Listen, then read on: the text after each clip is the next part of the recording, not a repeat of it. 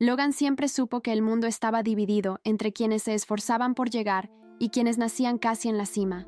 Él había crecido en la segunda categoría, hijo único de un cirujano de renombre en Dallas y de una madre dedicada exclusivamente al hogar. Nunca tuvo que preocuparse por las cuentas, las compras o los horarios.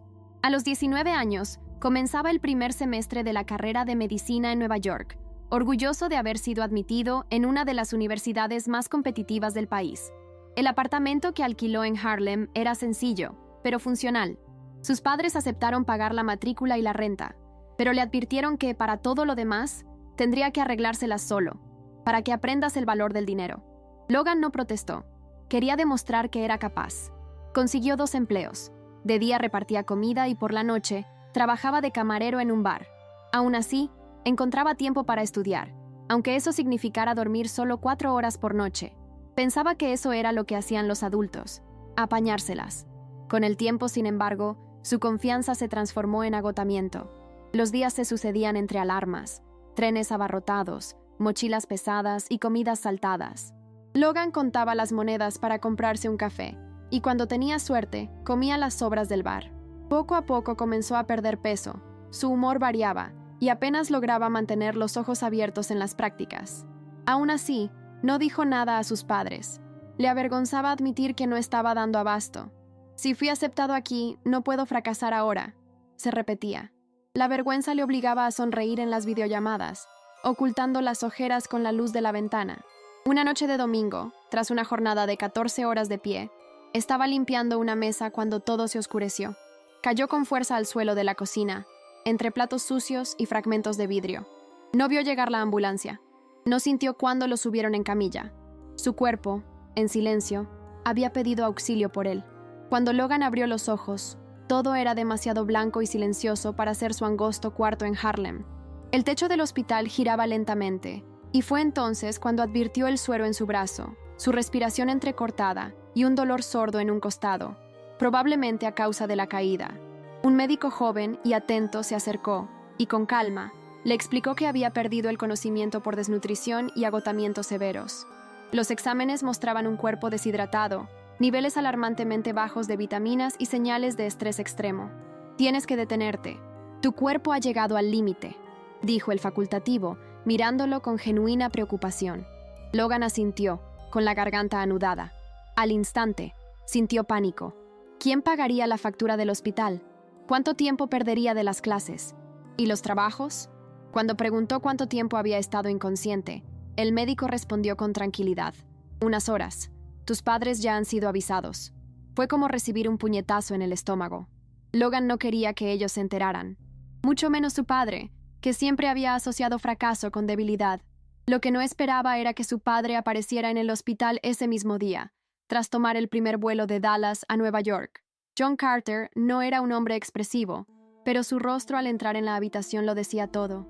Logan intentó justificarse, explicando que todo estaba bien, que los trabajos eran temporales, que estaba aprendiendo a organizarse, pero su padre no parecía escucharlo. «¿Vives así por elección o por necesidad?», preguntó con voz baja, casi susurrante. Logan vaciló. Por primera vez, habló con sinceridad. Contó que solo recibía ayuda para la matrícula y el alquiler, que el dinero nunca alcanzaba, que hacía trabajos extras para pagar comida, transporte y libros. Su padre frunció el ceño.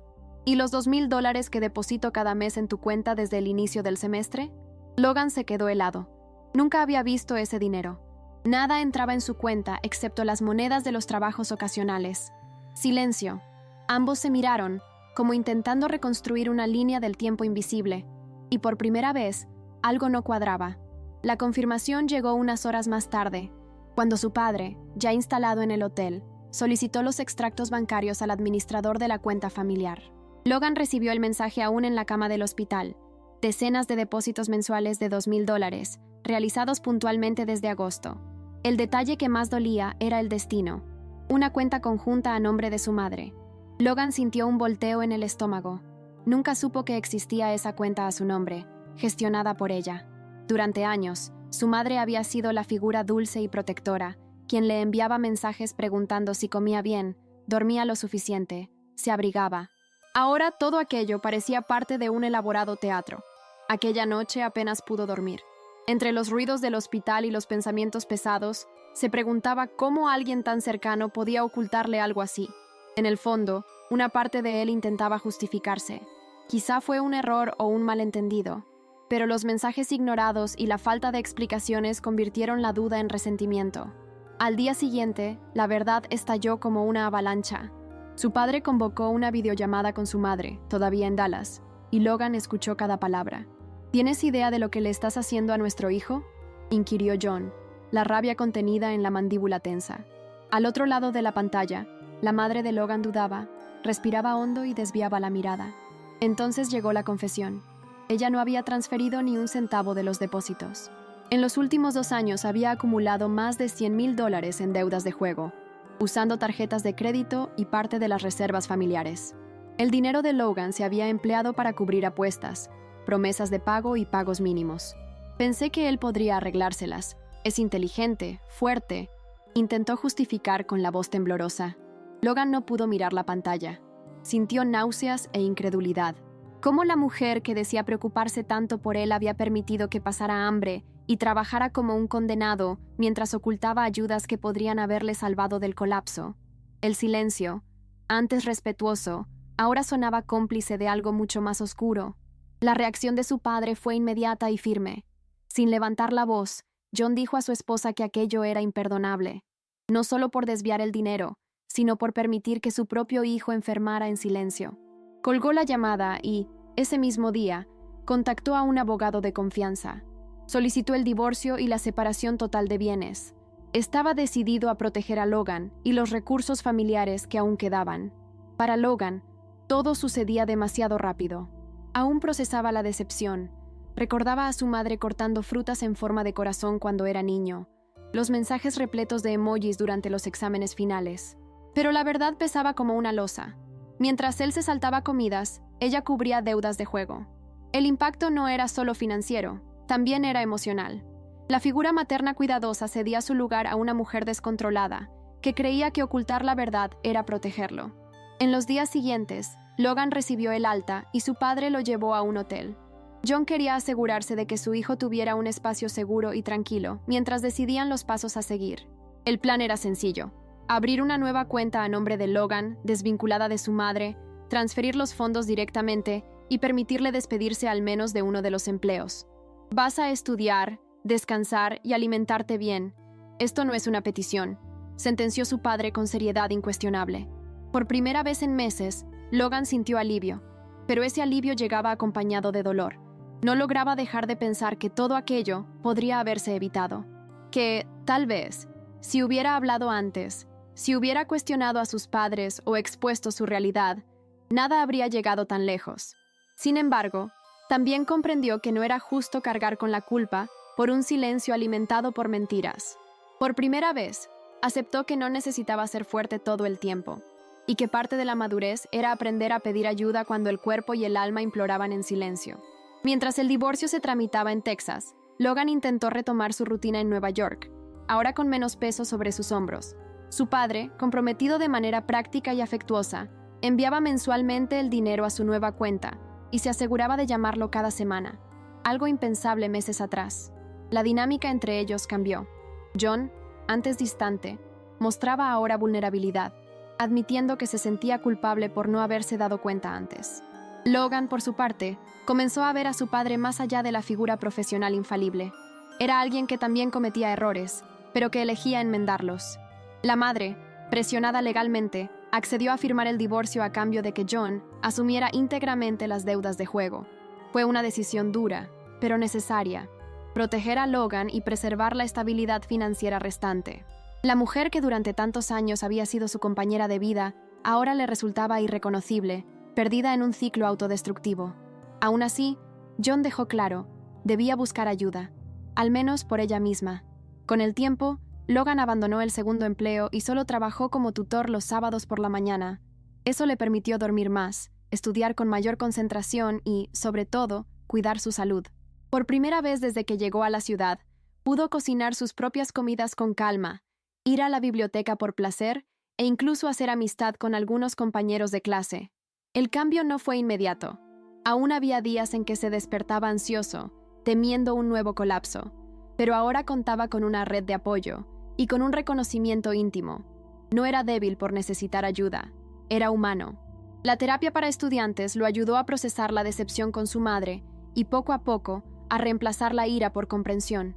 No había justificación para lo que ella hizo, pero había razones, y enfrentarlas era parte de su propia sanación. Aquella etapa no se borraría, pero podía resignificarse. El reencuentro con su madre tuvo lugar 2 meses después de recibir el alta. Fue ella quien pidió verlo, tras iniciar un tratamiento obligatorio por su adicción al juego. La terapeuta le sugirió que reconstruyera los lazos familiares, con la condición de ser sincera sobre sus recaídas y limitaciones. Logan dudó, pero accedió. Se citaron en un café discreto cerca del campus. Cuando ella llegó, estaba distinta, más delgada, con ojeras profundas y sin maquillaje. Por primera vez en mucho tiempo, no parecía interpretar un papel. El encuentro fue tenso al principio. Ella lloró, pidió perdón e intentó explicar lo que ni ella misma comprendía del todo. Fue como si perdiera el control de mi vida, y ocultarlo me parecía la única forma de mantener algo de normalidad. Logan escuchó en silencio. No respondió de inmediato. Sabía que el perdón no nacería allí, en esa mesa, pero tampoco se levantó ni se marchó. El simple hecho de estar allí, escuchando, ya era un paso más allá de la ira. Tras ese encuentro, Logan decidió establecer límites. No cortaría por completo los lazos, pero tampoco retomaría la relación como antes. Puso como condición volver a verla únicamente si mantenía el tratamiento y se comprometía a un plan de estabilidad financiera. Ella aceptó, aunque con dolor. Comenzó a trabajar medio tiempo como asistente administrativa en una pequeña empresa en Dallas y continuó con la terapia. Poco a poco, sus interacciones fueron menos dolorosas, aunque aún conservaban una formalidad que antes no existía. Logan, por su parte, se centró en sus estudios, participaba en grupos de trabajo, recuperó su buen rendimiento académico y los fines de semana escribía un diario, no para revivir lo sucedido, sino para entender cómo había sobrevivido. Descubrió que detrás del trauma había también coraje. No era el coraje de quien enfrenta todo solo, sino el de quien reconoce el momento de detenerse y decir, no puedo seguir así. Y fue en ese instante cuando todo empezó a cambiar. Al finalizar el primer año, Logan hizo algo que no creía tener fuerzas para llevar a cabo. Viajó de regreso a Dallas, no para visitar a su madre, sino para pasar unos días con su padre y ver de cerca cómo habían cambiado las cosas. La casa de su infancia estaba más silenciosa. Algunas habitaciones habían quedado vacías y habían retirado los objetos de la exesposa. John ahora dormía en una habitación más pequeña, argumentando que no tenía sentido ocupar una suite gigante solo para sí mismo.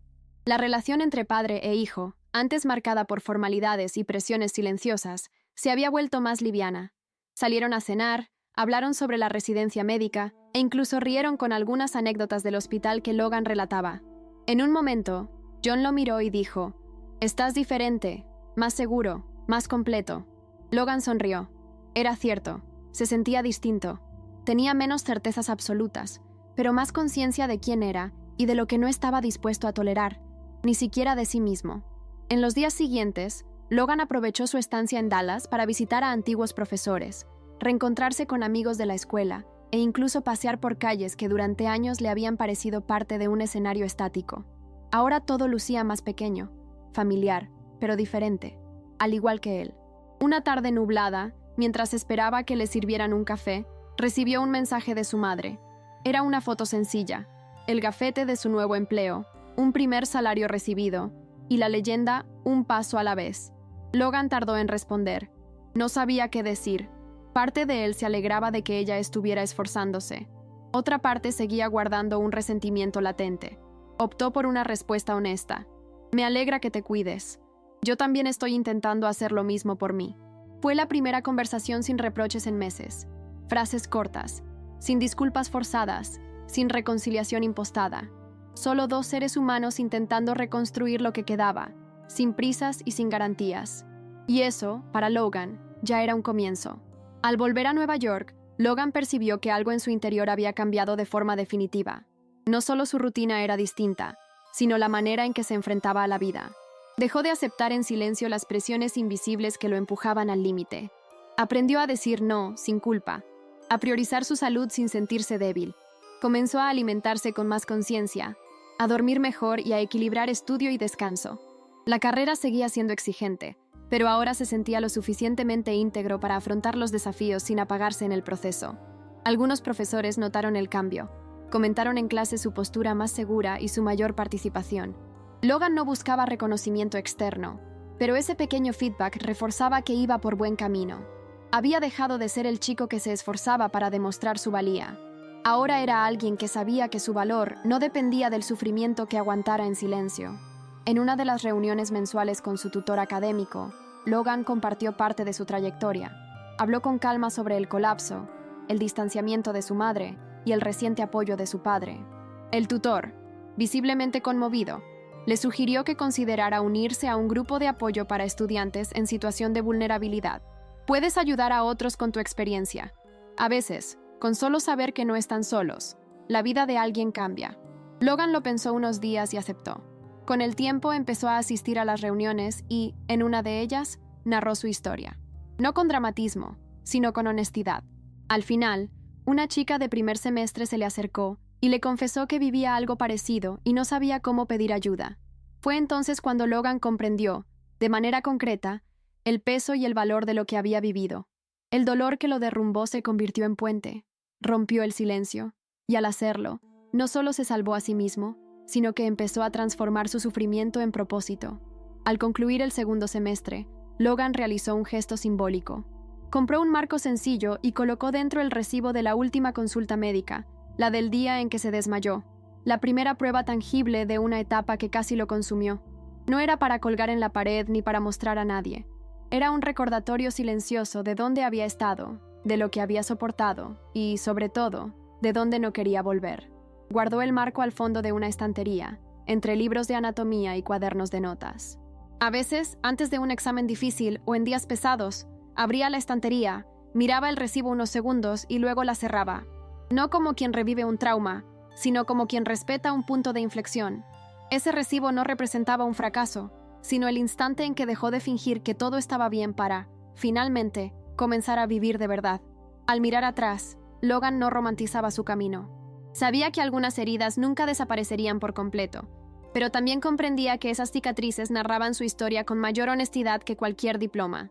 El dolor de haber sido engañado por su propia madre, el agotamiento de noches sin dormir, el miedo a fallar, todo eso formaba parte de quien era ahora, pero había también decisiones conscientes y límites claros. Había aprendido a amar sin anularse, a confiar sin cegarse, a crecer sin quebrarse. El silencio que un día casi lo mató había dado paso a una voz firme, que ahora sabía pedir, rechazar y reconocerse. Cuando vio su nombre en la lista de admitidos para la residencia en el hospital universitario, respiró hondo y esbozó una sonrisa. Sabía que el camino seguía siendo largo, pero por primera vez en mucho tiempo se sentía listo. No porque todo estuviera resuelto, sino porque, al fin, él estaba al mando de su propia historia.